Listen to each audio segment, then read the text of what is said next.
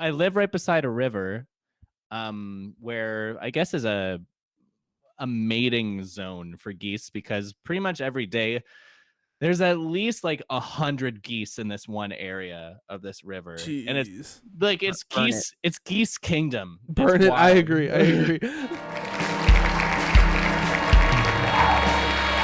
Welcome to episode 75 of the Cast That Ends Creation. I'm your host, Chris Deering. This is the show where I interview bands and public figures from the mathcore community and mathcore adjacent community. If you beautiful people in chat have any questions or comments, feel free to drop them in. I'll try to read them aloud. If you like this stuff for $5, you get access to some exclusive emotes, as well as access to the interviews before they hit YouTube and other streaming platforms. You can also get a free sub by connecting your Amazon Prime account to your Twitch account. It's like taking $5 from Jeff Bezos' pocket and putting it into mine. If you're watching this on YouTube or listening to this in your car and have no idea what I'm talking about, the show is first recorded live on Twitch. Join us every Sunday and Wednesday at twitch.tv/thecast-that-ends-creation for the live cast. With that out of the way, let me introduce our guest today, who dropped their debut EP, Where Are We Still, last Friday. Welcome in, Telomere. How's it going? Yo. Thank you for having us. Dude, absolutely. Thank you guys for coming on. So tell us who you are, what you do in the band.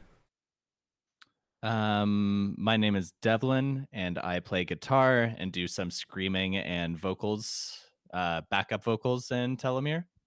And I'm Dylan, and I play bass, and I guess I like produced the record, but yeah. Nice. Not just kind of. You very much produced the record. Well, I haphazardly wandered my way into it. Yeah. So I did see you got a lot of credits for it, and I gotta say the production is really freaking good. Like way better than the majority of stuff that I hear. So it's super good stuff, man. thank you. So sorry, go ahead.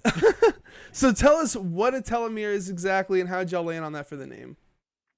So our guitar player Quinn, we were trying to think of a band name forever. You know, you check things, they're like, not everybody likes it, or if everybody likes it, it always is a band already, or it's like some controversial topic. But then I guess we just had this big list, and Quinn came in one day, and he had been hanging out with his mom, and his mom had suggested the name Telomere, and we just all liked it.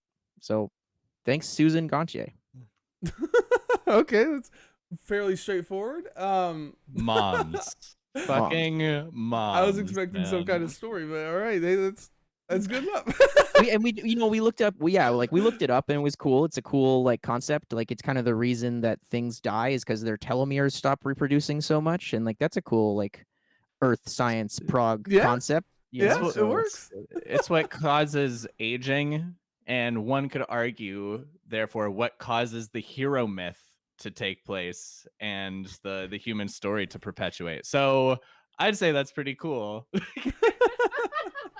Yep. But there's a ton of bands named Telomere or something close to it, Telomeres, whatever. Yes. There's albums named Telomere. I actually interviewed a band called Himiko Cloud like about a month or so ago. Their album was named Telomere. Are y'all afraid of getting mixed up with these bands? There is one like a prog metal band out of like Idaho, I want to say, that's like almost the same name, but that's why we put the little, like for legal reasons, we just were like, I think if we put a dash above the E, that's enough of a change, right? Because like on contracts, it would appear to be different. So, Dylan, do you know how that actually changes the pronunciation of the name? Have we at all looked into this? I would like to just remain makes it a long vague. E, right? So I think it's good, right? I think it still works, right? Yeah, I Telomere? think, I'm yeah, pretty because sure. like people say telomere or telomere, and so I think that accent just delineates it as telomere instead of telomere. Yeah, sure. That's how we say it. So, Real quick, Cricket Slam's telling me to talk to Fall 50 Feet next month. I got them scheduled. But so it looks like your Facebook started in March of 2019. Is that about when the band started? well, basically, sorry, Devlin, do you want to take this one? Yeah, so it's a bit of a I don't know if you have planned for later asking the history of This is the history long-form. time right here. This Let's is do it. okay, awesome. Because it's a little bit of a box that we are let us go on this journey together into. It takes us back to 2011, 2012. Which one? 2012. I was in grade 13 doing a Which is a victory thing. lap. That is a thing in I was- Canada. Grade I don't know if- 13? What I was the doing a Yeah. victory lap. I was doing like an extra semester. I did one extra semester at the end of high school. And I was shown Animals as Leaders by a band I was in. The bassist of that band showed me Animals as Leaders, the music video for KFO. And I had never really, I dabbled a little bit in heavier music like Tool and Bring Me the Horizon and Mr. Bungle and shit. But I don't know, something about that just exploded my brain, and I instantly got a 7 string. Yeah. And started just like writing music, not knowing really. I had started listening to like Tesseract, Animals as Leaders, Meshuggah, Halcyon. Halcyon, and like Gojira, and I just was like trying to emulate these peeps. And Basically, we made yeah, a bit. there you We go. made a band. Like I was good friends with a guy who Devlin was good friends with. They started jamming. They brought me in. We made a band. It was called Ilmandala. And so basically, we just stopped playing. You know, life happens. People move on. We were all like 21 and like trying to figure out what we were going to do with our That lives. is not how Right. old we were. That is I was not 21. I was 17, 18. I was Oh, 18. whatever. We were very young. We were Yeah. 19, 20, 18. And then so the band stopped, but we always loved those songs. And then like a few years later, the third member of that band is Quinn, our guitar player, but he was playing drums in the band at the time. And so Quinn's just like a fucking monster who can like he just like is the craziest guitar player I know and like one of the craziest drummers I know, and it's insane. That's a But so crazy combo. yeah, we found ourselves all living in Toronto with our other good friend Brody, who plays drums for us now. And we were just like, should we want to make this band again? Do we want to like make these songs newer and sicker and like put vocals on them? Because it was all like instrumental. And yeah, so basically, out of the 6 songs on our EP, five of them have their basis in that time period of music that was Jeez. primarily written by Devlin. And then we've sort of come together, like taken these like it was like 30 minutes of music for like 3 songs or 4 songs. And so we've like trimmed it down, gotten like added a bunch of like crazy mathy breakdowns, put vocals over all of it, did this all together, like workshopped everything, and then recorded it after, and that's what you get. So it starts all the way back there, and yeah. There's only one song that's like mostly new like riffs, if that makes sense. Everything else has been manipulated and changed, but there's very little new music. What's the one new song? Kindred Will, this first single. Oh, okay. Why'd y'all go And with that as the first single then? If the other and- ones are like, ones that y'all been working on for years and years. And I would even argue that Kindred Will has ties to older Yeah, existing things, because the first riff in Kindred Will was actually written by Brody, our drummer. in like 2012, like And- so long ago. Yeah. Jeez. So and then when I was at school in college, him and I hung out once and he taught me that riff. And then Dylan, me, and Brody were gonna start like a 3-piece math rock band. And we jammed that with that chorus. No, was it? Yeah, It was the other chorus. Yeah, It was the other chorus. Which other chorus? Sorry. The old which All right, here we go. This is the thing in this band. We can't agree on what is what in terms of form. We all call different things the chorus and all call different things the verse. Which chorus are you talking about? The one that we agree is the chorus of Kindred Will Yeah. was not the chorus of that song. I have a recording of it. Okay, true. Yeah. Anyway, Sorry. So yes. you guys we went with resurrected the. Kindred. Oh. We went. You asked why we Yeah. went with that song as the first single, because there are still old ties to like that old material, but mainly because it's got a clear chorus, it's got a verse, and it was like at 6.5 minutes. It's one of the shorter songs. It's not actually really, but basically it was like the catchiest song, and it was just like we want to make. A lot of the other songs are like very riff salady, and so we kind of wanted to just like present that as like it's the closest thing to like what we would make today if we start from scratch. Okay. You know, Okay. so we wanted that to be the first representation that It's people got a had. little bit more structure to it.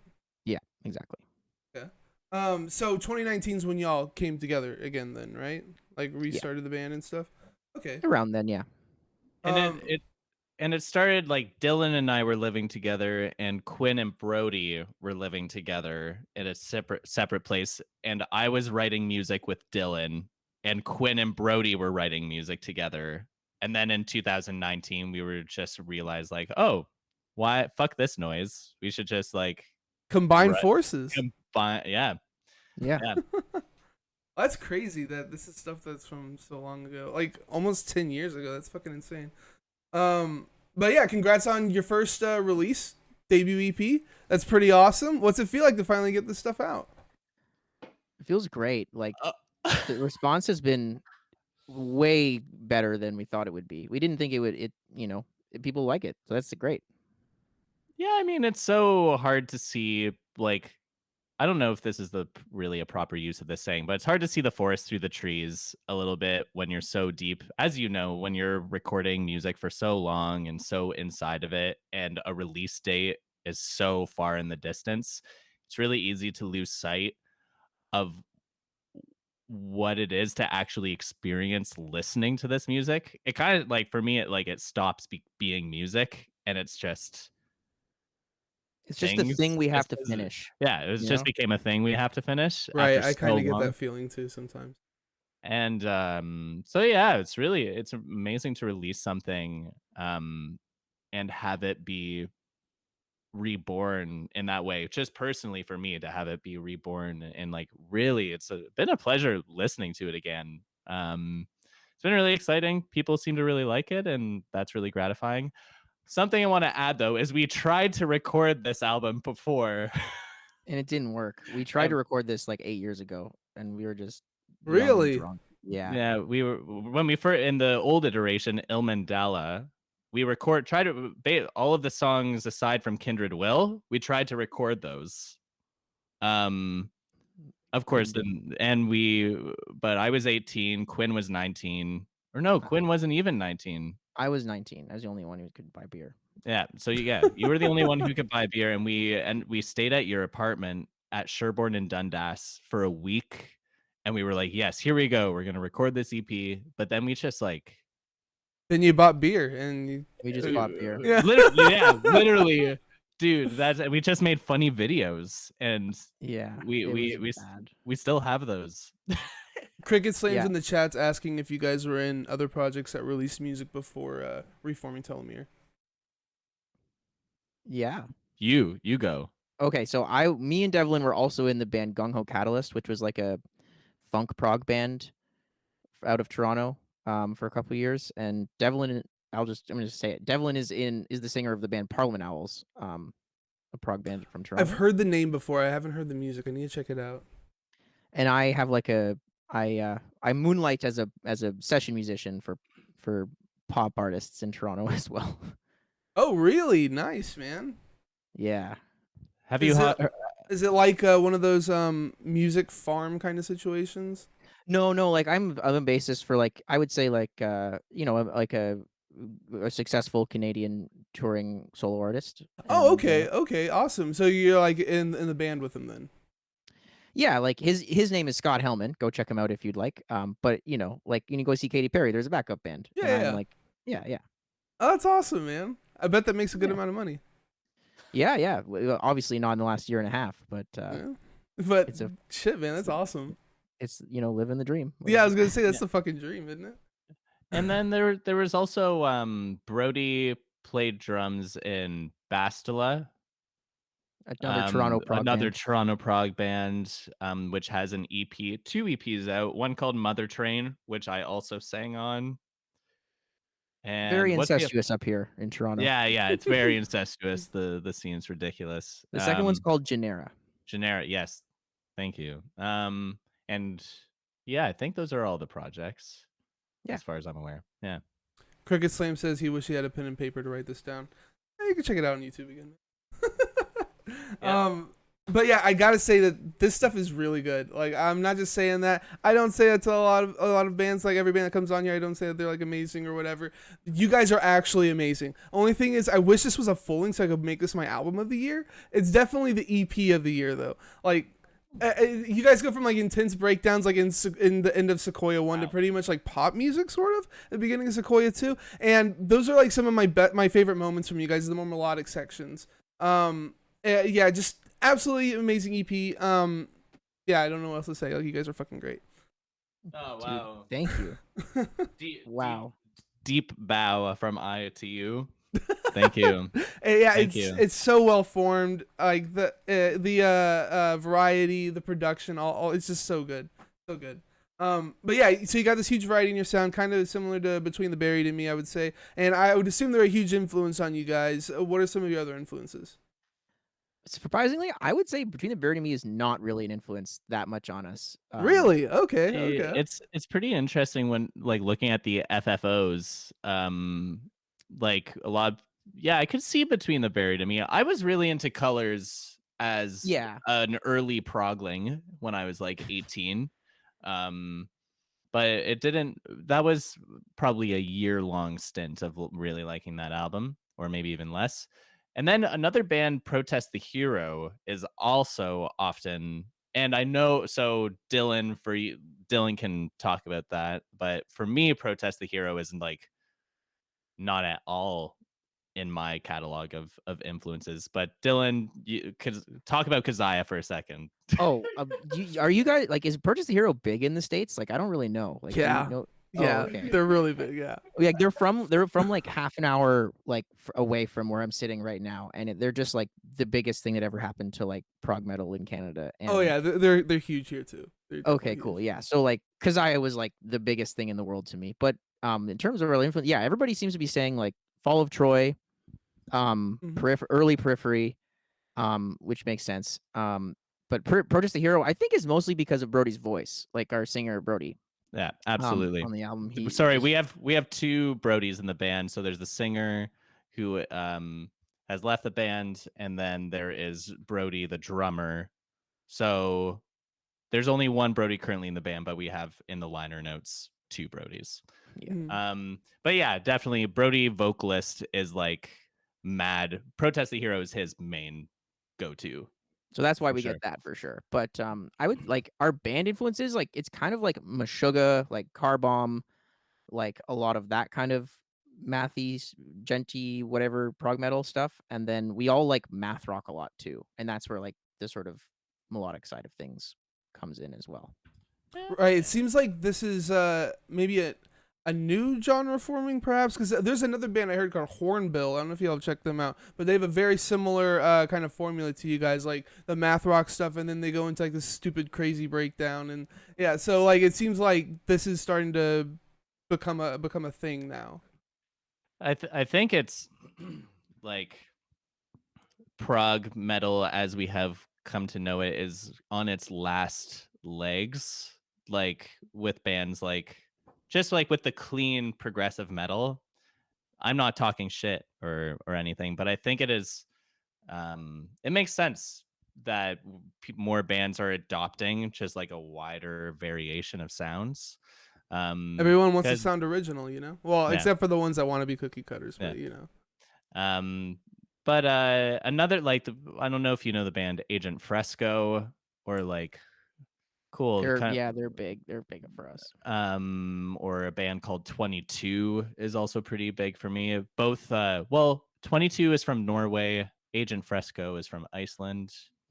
Um yeah, I think we all like Brody the drummer is also really into like 80s or like 80s electronic music, I think.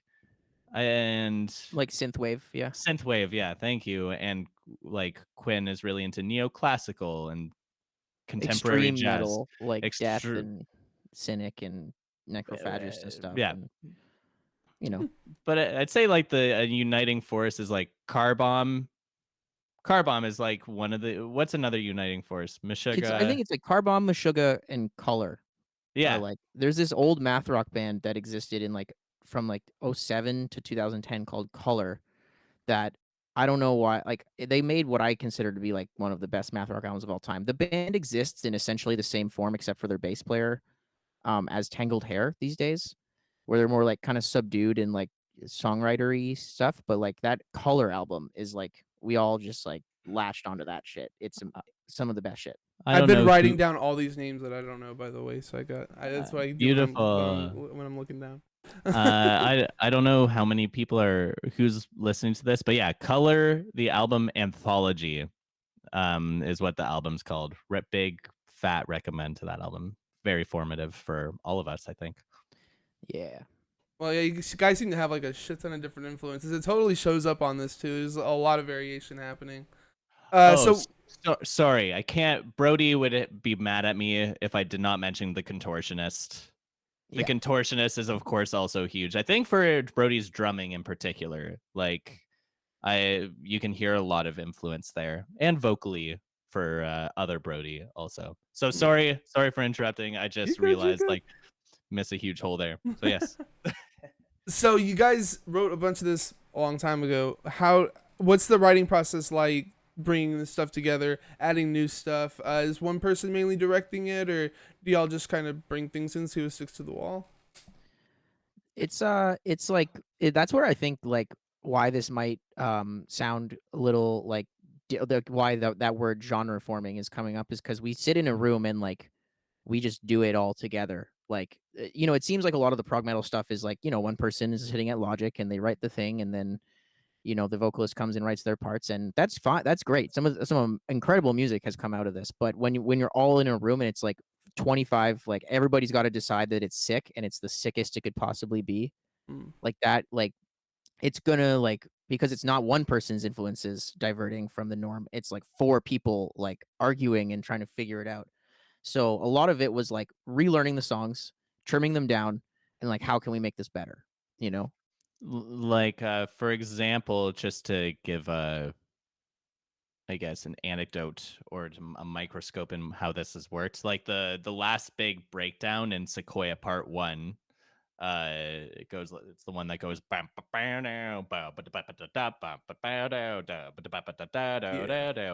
Um, so that was an original riff from 2012 or 2013. But we were about to ex-nay it, like get rid of it for some fucking reason. Quinn and I were about to, but then Dylan walked in the room in Quinn's apartment and was ashamed with us at the I was like, prospect of getting rid no, of it. no, That we're is not. the riff of the song. So, and then I said, well, yeah, but it's just the same notes over and over again. So Dylan, of course, suggested, well, change the fucking notes. So so, now the notes changed. so then we like really just dive into it. Three of us. Brody was also there, I think. And like chose selected the semitone movements and like how the chords would change or the bass note would change. So yeah, it's just like that process, but for every single part Of every song. of every And song. and we don't demo it. Like we don't make demos to write. Like we write with our guitars unplugged in a room or at a rehearsal space, like playing together, and then we go back and figure out how to tempo map it and shit later.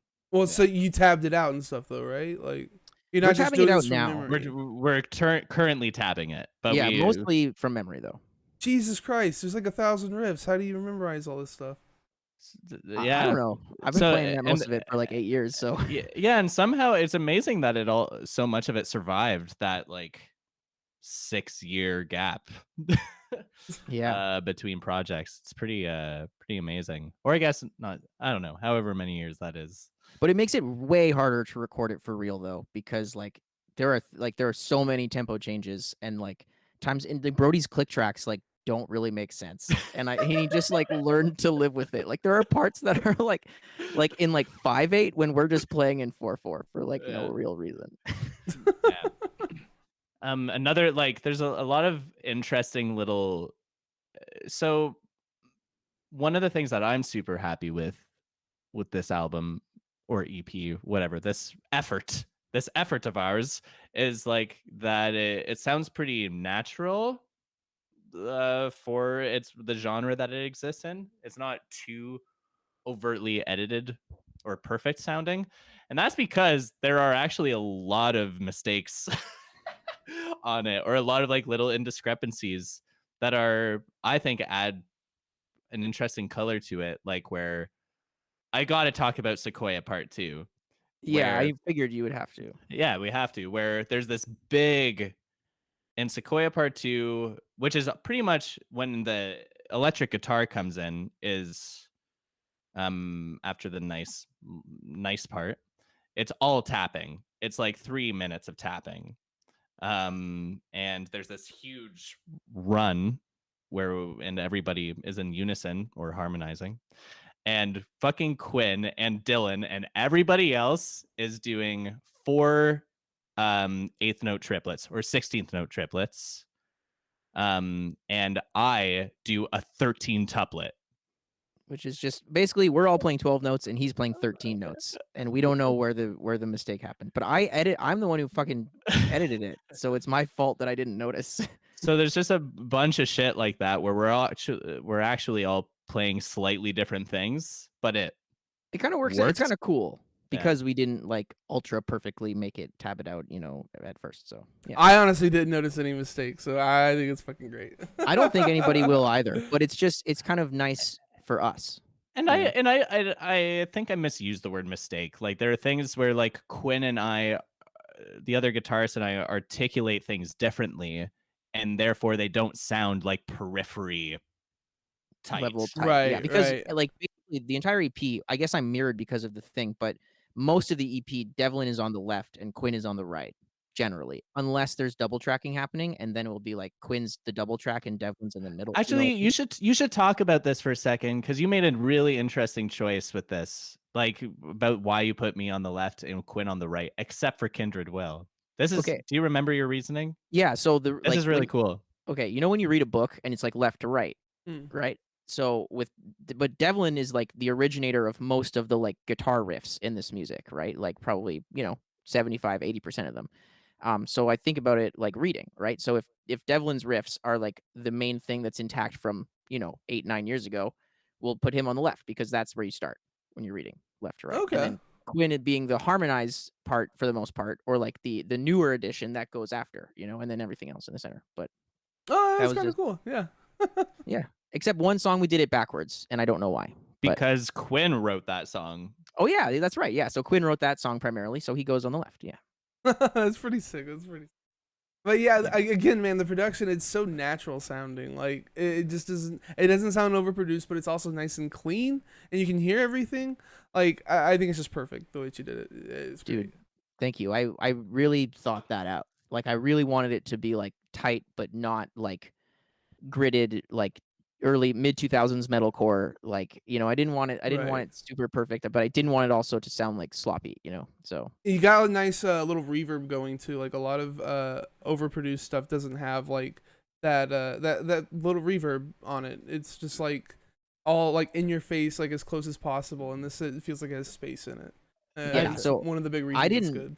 I didn't mix it though. I just like edited it and like sort of conceptually like, like we should do like less overdubs and shit, like And you were also Oh, there. okay, that's right. But also Dylan was there for most of the mixing. yeah, right? like I sort of oversaw the mixing process as Yeah. well. But like I'm not that good at mixing, so got someone else to do it. Okay.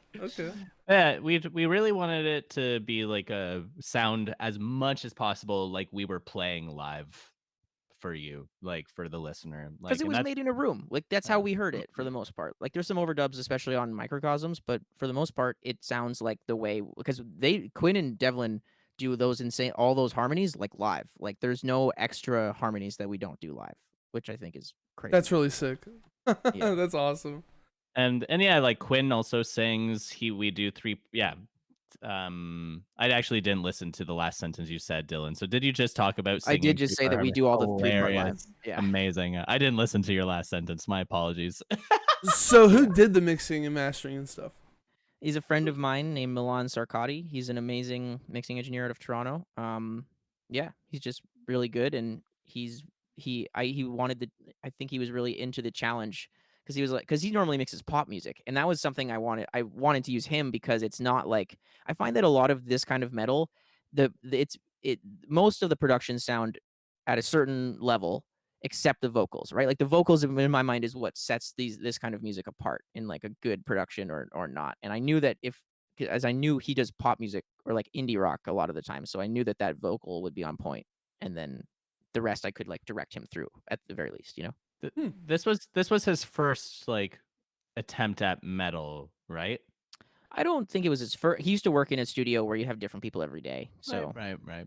but yeah, But it Interesting. was but it was pretty. That was an awesome choice, I think, Dylan. Like I don't when I say things are when I point compliments your way, Dylan. I hope it doesn't seem like I'm saying that our band is so cool. Our band is so cool. I'm just like Dylan made a lot of cool choices in this process, including getting a fucking producer, mixing engineer who is not a metal guy, and like that is a part of what made the sound really cool. I think is like Yeah. Yeah, it brings a new perspective to it all.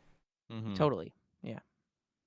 So what about your artwork? I got the cover up right now. What's this all about, and who did it?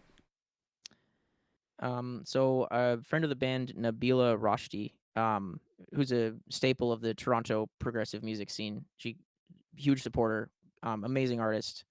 I think we all just sat in a room and pitched ideas, and then we were like, who could do this? And we're like, what about Nabila? And so we just asked her, and then she just drew our idea. I checked know? her stuff Yeah. out. It's really freaking good. Like she's insane. Yeah, she's also like fairly well recognized, I think, in the mathcore index community. Like, she's really good friends, I believe, with the Callous Dow Boys, or with some of them at least. I foresee Yeah, her doing lots of good work in the scene. or at least Christian like tags her in a bunch of stuff and like has mentioned her a few times in Instagram and Facebook posts. But yeah, that image of like the face being torn away was an image that I had. It's just super in line with the lyrical content of the album. Which is largely focused around like just destabilization in one word, or insanity. I don't know. Dylan, how would you like pose the conceptual material of this in one word? Um, yeah, like allegorical, like basically talking about mental state deteriorating. You know, whether that's in like a very literal or not literal sense. Yeah, you had this awesome cover. You got like 3 different images here. What's up with the 3 different images? We just wanted one for the single, which we knew would come out far in advance of the EP, and one for the album. No. On the Oh, album, it's on the cover right. itself. Yeah. Right. Well, you know what? I'm gonna also pull it up just because. Fucking Jesus. Many. Well, if you want to go to twitch.tv/the There we go. Cassidins creation, you can see stuff that we're pulling up. I will say we recorded the drums for this album 2 years ago this week. So, What Oh, the jeez. fuck? Yeah. Really? That's crazy. And we had the artwork done before that. So we these had songs are all like 2 years old. Like they've been put together for 2 years, and you're just not putting them out. except for Jeez. very little like very little, all the little tiny overdubs that we did, those were not decided. Those were decided later, but for like I would say like 95% of it was done by this point 2 years ago. Yeah. Interesting. Jesus, man. And the artwork was done before more than 2 years ago. So I don't remember why we chose those 3 images. so that's why I have to look at it, because it hasn't been very present. All right, so all right, we got sun rising, face, which is the face from the single, the woman's face, and raindrops or teardrops, unclear. You guys don't even know what it's about. I don't. Yeah. It was so long ago. Yeah, it was so long ago. Well, you also got like and- this red that's just down the middle, like the red raindrops, the red ray from the sun, and like the little crack in her face and stuff. But Yeah, just down the middle. I like. I thought y'all gonna have this like really deep explanation, and you're just like, I remember- No, I could make one. I could make one fucking up right now, but no, like I remember nothing. the red stuff was Quinn's idea. I remember him wanting the color. I remember that suggestion being Quinn, but Alrighty. So something you might know a little bit more about, y'all did a music video for Sequoia 1. We're playing it right now on the stream. Whose idea was it to do the music video? Well, so we released Kindred Will in 2020. I forget which month. June. Thank you. June of 2020, and we were planning for that to be the only single, but then things just kept getting delayed via COVID, and it came time where we were ready to start talking release dates about the EP, but then we kind of came to the conclusion that for hype purposes, another single would probably be worthwhile. And so we decided Sequoia Part 1 was the kind of the obvious choice. Was it? I think. Was it the obvious choice, Dylan? Yeah. I think it was. That's how I remember it. And the concept was my idea, I think. And then we all just riffed. We all just riffed off of each other. But it was originally we weren't there weren't going to be any performance shots. We just did like the story, like of the two people in chairs. Dylan was actually the person in the mask, person with the bag. Okay. And that is Quinn, our other guitarist, who is the guy in the chair. And like, yeah, Dylan was fucking awesome. We like built prosthetic on his face using tape, like to make his face look cooler, and he sat like that for hours. And yeah, I think I took a little bit of charge on that day, and then we realized after trying to edit that together, after the director tried to edit that all together, we realized we needed performance shots and spice it up a little bit. Yeah, and just like the song is like almost 6 minutes long. Like that's a long fucking time to fill for a music video. Yeah, so we needed that. And I remember the concept was like we didn't really want it to be like an official music video at first. It was supposed to just be like visuals that don't repeat. You know what I mean? Like sort of like a lyric like the lyrics are there. So like we were thinking like a lyric video with like this vague just concept, just open to interpretation, and it sort of grew and grew into this other thing, which is I think sick. So yeah. Yeah, it's tight. Why didn't y'all do a video for your first single? It was the middle. It was like when it first got bad up here in Canada for COVID reasons, and we were thinking smaller scale. We were thinking financially. You know, it's hard to make a music video, especially when those few months was like the first wave up here in Toronto, and yeah, it was just didn't seem feasible at the time, and you know, and that was back like when we didn't know anything about the virus. Like just there was so little knowledge. We had so the fear was much higher. Was pretty hype. It was a pretty hype fear rate. And yeah, so I don't know why. There was no rhyme or reason beyond that really, and financial resources. Makes sense. So we got a random question that we ask everybody here. What do you put on your hot dogs?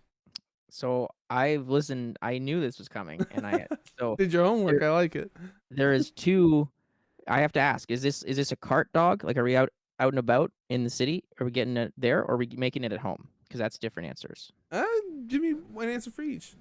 Okay, so if we're out in Toronto and we're getting hot dogs at a stand, it's going to be sauerkraut, mustard, hot sauce, and green olives, which is okay. Like, that's a weird combo, but okay. They have weird. I don't know if that's in other cities, but that's and the crispy onions too. But if it's at home, I can't be bothered. Just mustard and maybe sauerkraut if it's around. The olives are what gives me some pause. Like I've never heard of olives on the hot dogs before, but hey, I'm willing to try different things. Big olive guy over here. I'm surprised you're not putting maple syrup on it. Honestly, I'm kidding. I had to get in one. Okay. Yeah. For sure. That was a very good joke, Chris Deering. Hold on, my polar bear's hungry. I'll be right back. All right. Okay. I thought you were actually gonna go to the bathroom or something. I No, thought no. okay. Maybe it's just me that has to go to the bathroom. But I on my when I'm out, like I don't when I'm at a stand, I'd say like mustard, ketchup. Do they have mayonnaise still in? I can't remember. It's been so Yeah, long. they do. Yeah. Yeah, mayo, relish, banana peppers, hot sauce. I don't put olives. So I you don't do just the sauce olives. that sucker up, huh? Yeah. I like it. I like it to color. I like my face to be colored slightly Mm. afterwards.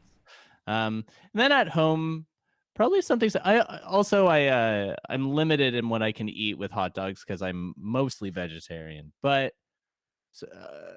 the good stuff at home. I don't put much on them at home because if I'm eating a hot dog at home, like I've gotten a very good like meat free, like beyond impossible meat thing sausage Yeah. that's pretty good and doesn't need much shit on it. So I usually keep it pretty chill at home. Hmm. So what do you put on your hot dog? Me, Pod, pod, honestly, I haven't man. had hot dogs in a long time, but like I keep hearing about these crispy onions that people put on there. That shit sounds great with some mustard. Like I have, like I said, I haven't had one in a long time, but if I did, I'd probably go that direction. It was actually someone in our chat kept asking every band what they put on their hot dog, and I was like, fuck it, let's just make it a thing that we ask everybody. You need an air horn. If I were to give some feedback, you need an air horn for this hot dog question. Yeah, I like a think. special with a special like jingle to it. Special jingle, I like it. I What like do it. you put on your hot dog? Like Yeah. something like that. That's nice. Um, XOSORR in chat. I have no idea how I was supposed to say that. Is asking, what is your favorite bird? Whoa, that's Very an odd amazing question. question. Yeah, I never heard that Not one. geese. We fucking hate geese. Oh, up dude, here. geese Why? are like insane. No. We're Why are good. you Why are you speaking for me? No, I'm speaking of for Canada. I'm speaking for the country of Canada because like Okay. Canada Goose is like the company or whatever, and like we hate. Just so you know, we don't like them either. All right. What's Chris, Mr. Deering? I have a question. What's up? What's the protocol with needing to go to the Oh, you just go. bathroom? You're good. You're good. All Yeah, right, like, I'm still here. Dylan, rant on the geese for a moment. I'm not gonna rant on geese. I would say like Blue Jay. Okay. Hometown team. Yeah. See them a lot in the backyard. Yeah. Blue Jays are tight. We get a lot of robins around here. Oh, cool. Yeah. So you guys are back to playing shows now? Not yet. Canada, we're just like we're still on patios. Like there's no indoor dining here. Hmm. People are announcing tours for like late fall, but we don't have any prospects of like actually touring soon. So there are no plans to have shows. I'm assuming we will play shows in the fall though in the GTA. Hmm. Um, Yeah, things are starting to open up here. We're actually getting a lot of like shows going on and stuff like that. Kind of figured you guys would be along a similar path, but I guess not quite yet. no, we're a little behind. Just I guess can't as stereotypically we're a little bit more cautious. Oh, we were a little reckless, so there's that. But Right. so what was your best show that you played? Ooh, best show. We've only played like 5 shows, which is another thing because we played our first show in May of 2019, and then we had like a few months. Best Devlin. The question is best show, and I don't have a Wait. good answer. First off, golden eagles are pretty wild, but also geese. Geese. Sorry, just a second. I live right beside. Let's do it. I live right beside a river, where I guess is a mating zone for geese because pretty much every day there's at least like 100 geese in this one area of this river, and it's Jeez. like it's Burn it. geese. It's geese kingdom. Burn It's it. I wild. agree. No. Oh my goodness, guys. They're vicious. I don't know what you mean. Yeah, no, they're not kind, but they're a part of the landscape here, and I try. It's really cool, and just ducks in general. I don't know. I've been or cardinals. Every bird that just lands briefly outside of your window is like my favorite bird in that moment, and then it flies off. and then I am ready for another favorite bird. Sorry. All right, here we go. I'm gonna stop apologizing. Sorry, not sorry. Whatever. XOSOR chat says thanks for circling back to the birds dev. And Sorrow 3001 says hi Devin, Dylan, you rock. I don't know if you guys know him or not, but there you go. What's the name? Sorrow 3001. No, don't know. Wow. That's Thank great. you, Sorrow 3. Sorrow? As in sorrow? Like SARO. Oh, okay. Oh, okay. Sorrow. Cool. Thank So you, anyway, Sorrow. best show you guys have played. I don't know. You had to have one where it was like, oh, this is the best thing. Honestly, like our first show was Yeah. like fucking happening. That was a crazy show. We like sold out this little place in Toronto called the Supermarket in Kensington. Really? You guys sold it out? Well, it's like, the cap is like 90 people or something. No, Still, that's it's larger. insane. It's larger than that, isn't it? Is it really only 90? It's like 90 in that little box Okay. area. True. But it's like there's a restaurant in the front. They can open the doors and you can have more people. We sold 100. No, it's definitely more than 90. We sold 109 tickets or something. Jeez, that's crazy for your first show. Holy shit. But like, we had all the heavy hitters of the Toronto scene with us. We didn't headline that show. Like that was just our first show. Okay, I gotcha. But Bird Problems, have you heard of those guys, Chris? Bird Problems from Montreal, all headline that show. Anyway, I just thought in case it was a really sick. It was the most well attended. It was like crazy vibes. We're friends with all the bands. We love all those guys. Hometown first show. I agree. Sorrow in chat says it's Sarah. Yes, they do know me. Oh fuck! Hey Sarah, it's Sarah Jarvie Clark. Oh, hey Sarah. Jesus. So what was your worst show? I think we have to alter the definite. Wait, are we? How real are we getting here with this worst? Hey, we're getting it. Yo, possible. dude, Let's do it. let's do it. Let's go. Oh, I also know who asked us the bird question. They just texted me. Hi, Christos. They are amazing people. Thank you, Christos. If you want to look at twitch.tv/thecast_creation, you can see the comments in real time. I'm gonna do that. I was trying to not get distracted by it, but I totally forgot to mention it before we started this. I should have said that. How do I do this? Just type out twitch.tv/thecast_creation. All right. So Devlin, I'll let you take the lead on worst show. Oh, he's busy. Just a sec. Yeah, I should have totally told you guys. I think I know what he's gonna say, but I don't want to be the one to like start talking about it. Holy shit! This is us in real time. I'm gonna not look at that. Just make sure it's muted when you bring it up. No, I forgot to mute it, and I heard myself, and then I closed it. It's gone. It's gone. Worst show. Can we include Il Mandala shows? Oh yeah, okay, sure. Let's do that. Yeah. Because it's pretty much the same band. Well, there's the one where Dylan was so drunk that he forgot it existed. You forgot what existed. That the show happened. That the show not. Happened. So this was our last show as that old band Il Mandala in 2014, and I was so drunk on Four Loko that I don't think I played that badly, but I black out when I drink sometimes, and like for years after that, Devlin would like mention this show, and I'd be like, "We never played there, dude," and he would be like, "Yes, we did," and then like, Jesus Christ, and yeah. I remember some funky notes happening on your end. Okay, cool. But you were having so much fun. You were having so much fun. Yeah, so I forgot it happened, and I played. It was too drunk. Is there and then there's the battle of the bands that you got us. Is there another worst show? Is there another worst show I'm forgetting? Well, yeah, I was just thinking the one right before the pandemic, but that doesn't need to be.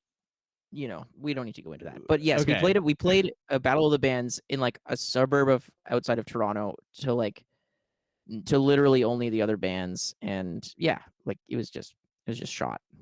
Yeah. But again, we've played so few shows that it's like it's a small pool to pick from. So none of them have been like that bad. Right.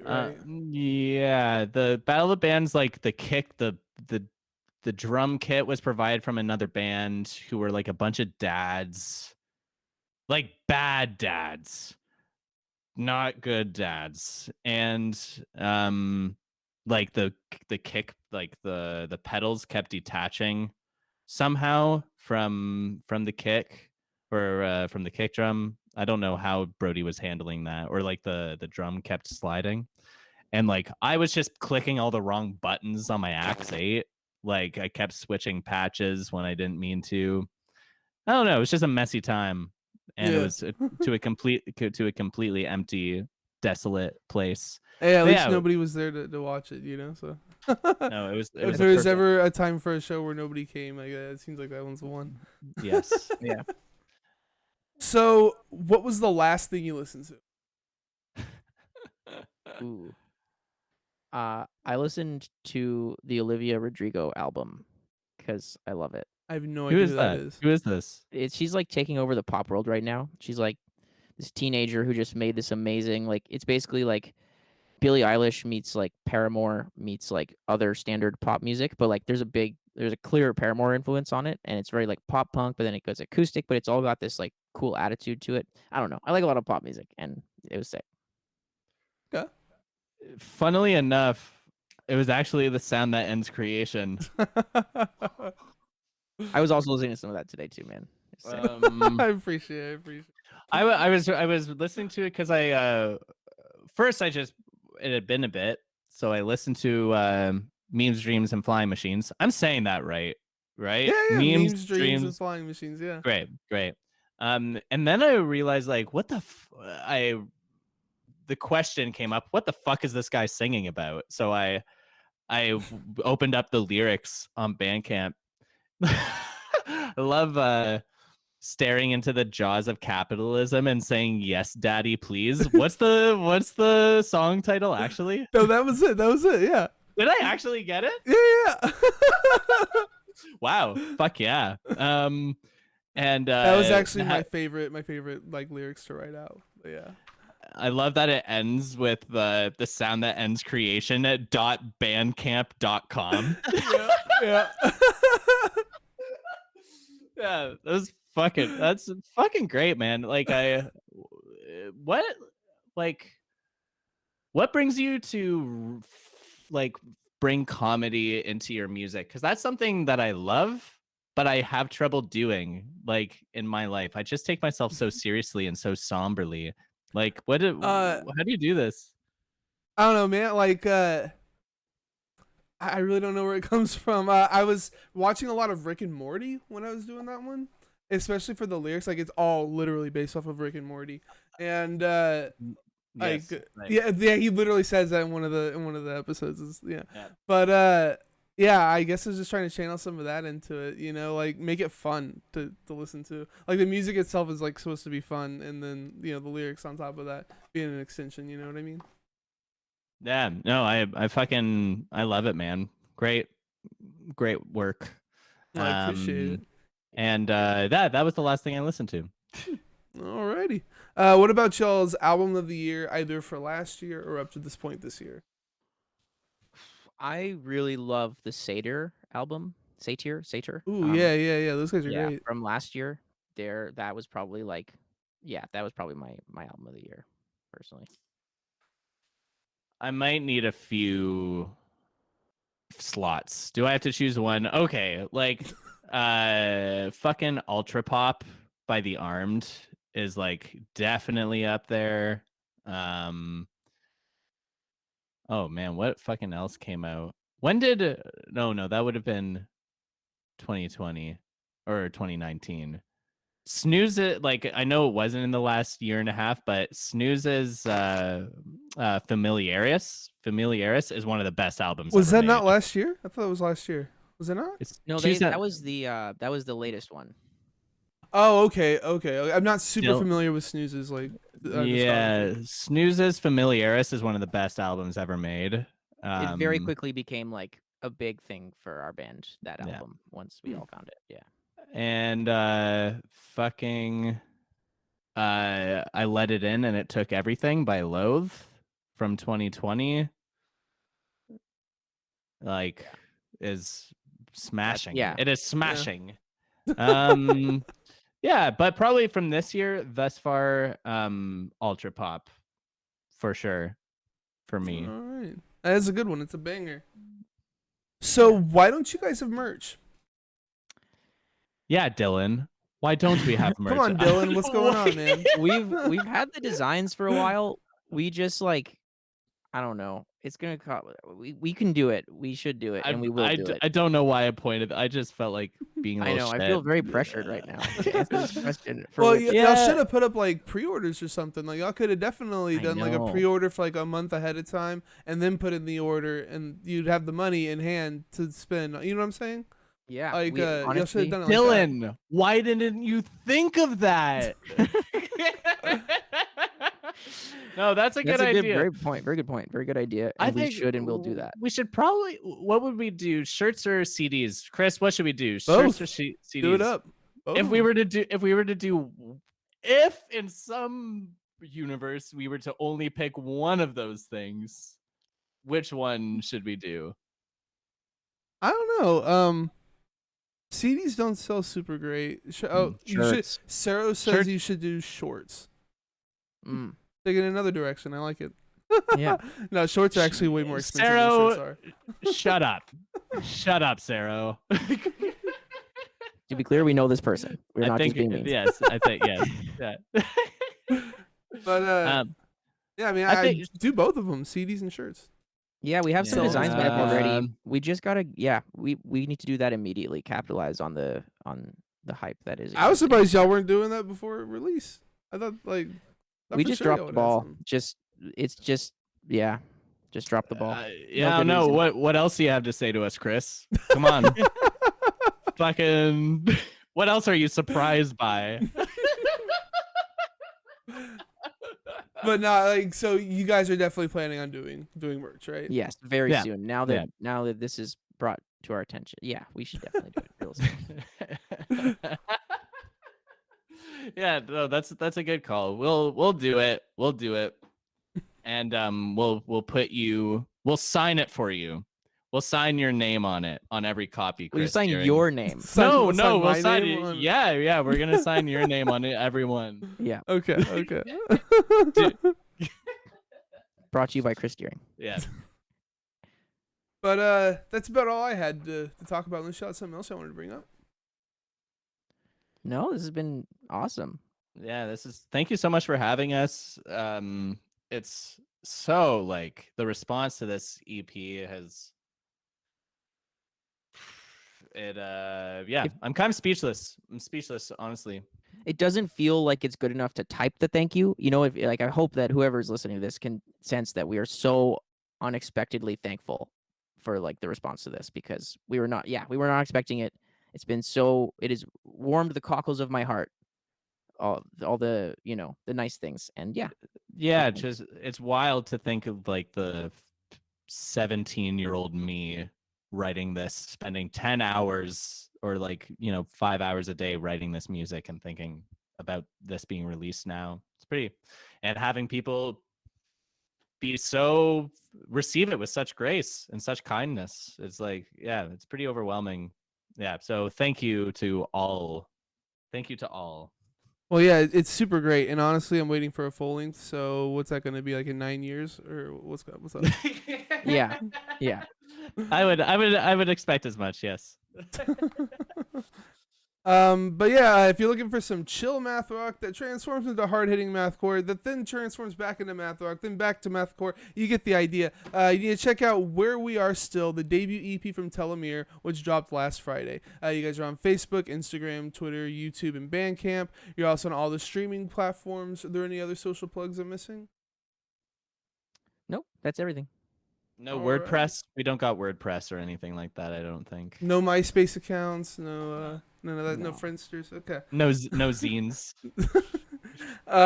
Drop my channel, follow so you always know when I go live. You can also sub to get access to the interviews before they hit YouTube, as well as streaming as well as some exclusive emotes. Wow, I got all tongue twisted. I do this all the time, and it's like fine, but here I get messed up here. You can also find me on Facebook, Instagram, Twitter, and YouTube. YouTube folks, if you like the video, please drop a like, tickle the notification bell. Don't forget to subscribe. It's a great way to support me for free. Check out my music, The Sound That Ends Creation, at thesoundthatenscreation.bandcamp.com. My next guest is UK-based mathcore band Death Goals. Join us this Wednesday, the 14th at 12 p.m. Central for the live cast. Thanks for being here, guys. Hope you had a good time. Thank you so much, Chris. Great time. Thank you so much. Oh, yeah. And thank you guys for watching and listening.